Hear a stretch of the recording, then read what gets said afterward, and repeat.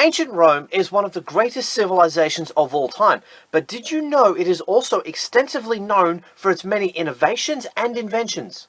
Now, these inventions have changed the course of human history, nature, and development. Many of the objects and systems that we use and see on a daily basis have come from the ancient Roman Empire. So I've put together a list of the top 10 greatest ancient Roman inventions.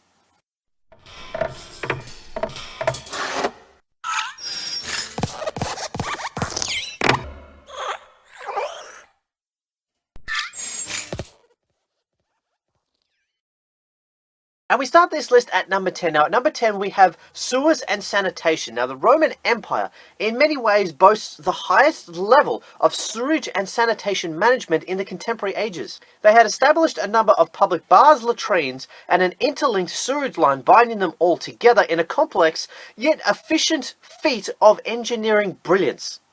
Now, they used water from local streams to regularly flush these drains and sewers. Now, the flush would then dump all the waste into the nearest river, which was usually the Tiber River, which doesn't sound like the best sanitary solution, but it's far better than leaving the sewage to build up in the streets.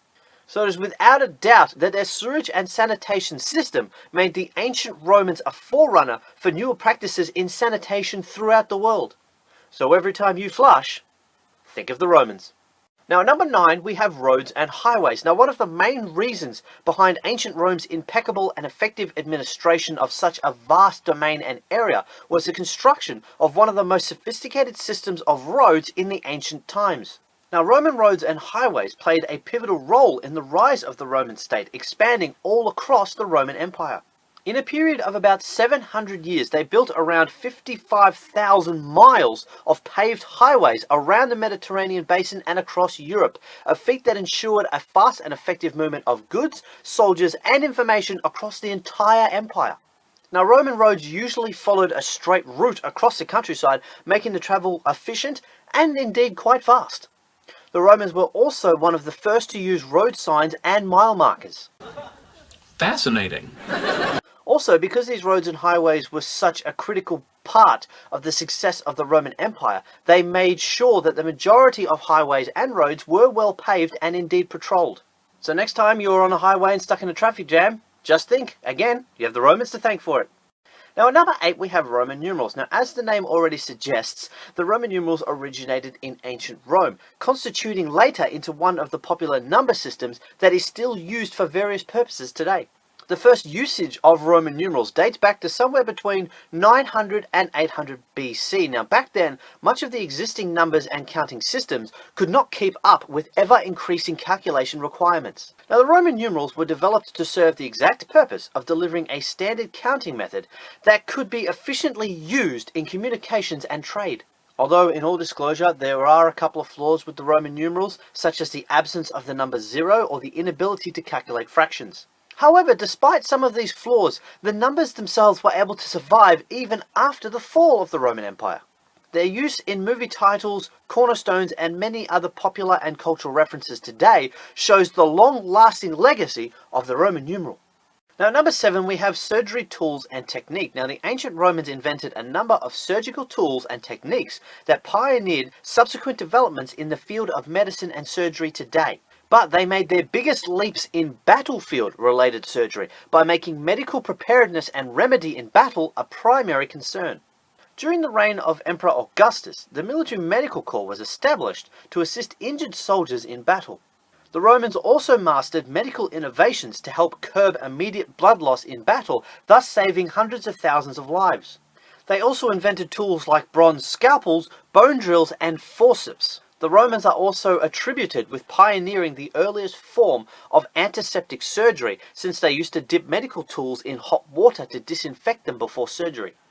And as many of you guys know, I had a few of my wisdom teeth pulled out a few months ago, and it seems that I have the Romans to thank for it. Now, at number 6, we have the calendar. Now, once the ancient Romans became the biggest civilization of the Western world, they realized the complications of maintaining a standard calendar throughout the entire empire. Over time, the calendar was so far off the regular timeline that Emperor Julius Caesar implemented a new reform, making the duration of a solar year as the basis of the calendar. He also instituted the 12 months in a year, as well as naming the calendar known as the Julian calendar, of course, after himself. Even to this day, some Eastern Orthodox churches still use it to calculate their holidays. Now, we don't use the Julian model anymore, we use the Georgian calendar, but that one was heavily influenced by its predecessor. So if you ever wondered whose stupid idea it was to have a leap year every 4 years where you get an extra day, blame the Romans. Son of a bitch!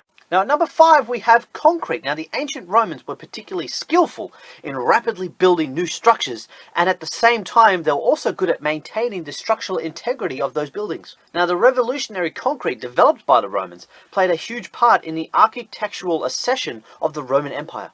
Now scientists who have studied the composition of this concrete in detail have found not only that it's superior to modern day concrete, it is far more environmentally friendlier than its modern counterparts. Now they experimented on a piece of concrete that had been submerged in the Mediterranean for more than 2,000 years.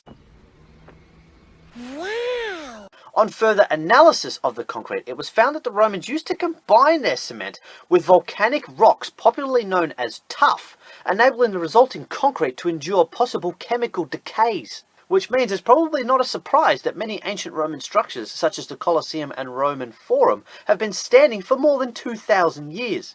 That's 2 millennia. Can we just sit back and have a look at this? The Roman concrete from 2,000 years ago is better at avoiding chemical decay. It is more solid and it is more environmentally friendly than the concrete that we have made today, more than 2,000 years later. I don't know about you guys, but that is a real mind screw that in 2,000 years we couldn't improve on a simple concept like concrete. Now at number 4 we have the newspaper. Now Rome was the foremost empire that established a sophisticated system to circulate written news, which is published in a newspaper called Aqueducts, and I'm almost certain I've pronounced that wrong, which translates basically into daily events. Now these handwritten news sheets were published daily and then were posted by the government in the Roman Forum from the year 59 BC to somewhere around 220 AD. Now the majority of the content in the Aqueducts usually comprised of news of political happenings, trials, military campaigns, executions, major scandals and other similar subjects. Now when the first of the modern newspapers were introduced into Europe, it owes a lot to the Romans as it stands as a pioneer in news publishing history. I wonder if the ancient Romans had a Kim Kardashian of the day. You know, someone who's famous for no particular reason yet everyone seems completely interested in them. Would you like some aloe vera? You just got burned. Now at number 3 we have central heating. Now some winters for us are incredibly cold and almost unbearable not for our hard-working heaters. Now Roman central heating works slightly differently to its modern equivalent, but the goal was the same. Now a ground level furnace was used to create hot air, which circulated beneath a thin floor raised up on pillars of tiles. So not only was this central heating, it was underfloor heating. Who needs slippers? Now smoke and fumes from these furnaces was channeled off via flues as to not pollute the heated space above. The same method was also used to heat the water in bathhouses, which means that yes, the Romans gave us hot baths too. Now at number 2 we have welfare. Now ancient Rome was the starting point for many modern government programs, including measures that subsidize food, education and other expenses to the needy. Now these entitlement programs date back to about 122 BC, where a tribune instituted a lex formentia. Again, not sure if I'm pronouncing that correctly, but it's a law that ordered Rome's government to supply its citizens with allotments of cheaply priced grain. This early form of welfare also implemented a program known as alimentia to help feed, clothe and educate orphans and poor children. Other items, including corn, oil, wine, bread and pork, were all eventually added to a list of price-controlled goods. Now these generous handouts helped Roman emperors win favour with the public, but some historians are now starting to argue that they also may have contributed to Rome's economic decline. Wait, so you're telling me their system of welfare was a drain on their economic system? Who knew? And at number 1 we have aqueducts. Now the Romans enjoyed many amenities for their day, including public toilets, underground sewage systems, fountains and ornate public baths. And of course none of these aquatic innovations would have been possible without the Roman aqueduct. Now first developed around 312 BC, these engineering marvels used gravity to transport water along stone, lead and concrete pipelines and intercity centres. Aqueducts liberated Roman cities from the reliance on nearby water supplies and proved priceless in promoting public health and sanitation. Now, while the Romans didn't invent the aqueduct, as primitive canals for irrigation and water transport existed earlier in Egypt, Assyria, and Babylon, they used their mastery of civil engineering to perfect the process. Hundreds of aqueducts eventually sprang up throughout the empire, some of which transported water as far as 60 miles. And perhaps the most impressive of all of this, Roman aqueducts were so well built that some of them are still in use today. What? Over 2,000 years later. And that's it for me today, guys. I hope you enjoyed this look at some of the greatest Roman inventions and innovations. I was looking through this the other day just trying to find a subject for a list, and I found this ridiculous amount of things that the Roman Empire gave us. If you think about the Roman Empire, as I thought of it as a massive empire with big military campaigns, big armies that eventually fell and crumbled from within. But they gave us so much. I mean, the concrete that they built is superior to the concrete that we use today. I mean, how weird is that? We're 2016, and that was over 2,000 years ago, and theirs is still better than ours. I mean, that is absolutely ridiculous. What a nerd.